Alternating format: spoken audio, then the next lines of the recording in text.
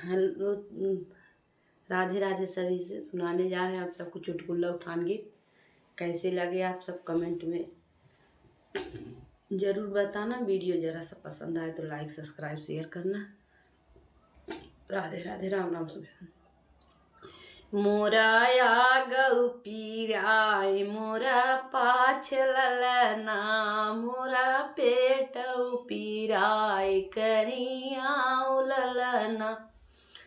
मोरा गौ पीराय मोरा पाछ साजना, मोरा पेट पीराय करिया सजना। ऐसन सासू के फोरम दुनौ आँख ललना, जवन रात दिन मांगा थी नाथ ललना। ऐसन सासू के फोरम दुनौ आँख लालना, जवन रात दिन मांगा थी नाथ ललना। मोरे गौ पीराय मोरा पाछ साजना, मोरा पेट पीराय करिया सजना। मोरा गौ पीराय मोरा पाछ ललना, मोरा पेट पीराय करिया ललना। ऐसन ननदी के करी कवन हाल लालना, जवन रात दिन मांग भतीज लालना।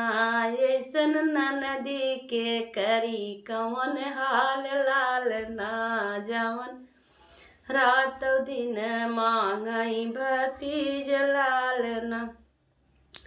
मोरिया गौ पीराय मोरा पाछ लालना, मोरा पेट पीराय करिया ललना।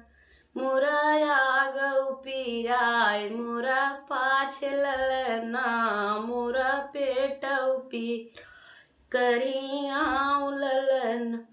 ऐसन देवरू के काटौ दुनौ हाथ ललना, ऐसन देवरवा के काटौ दुनौ हाथ ललना, जवन रात दिन बीनई खटोल लालना, जवन रात दिन बीनई खटोल लालना।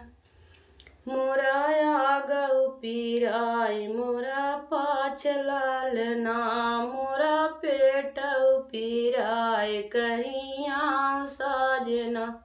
मोरिया गौ पीराय मोरा पाछ ना, मोरा पेट पीराय करिया साजना।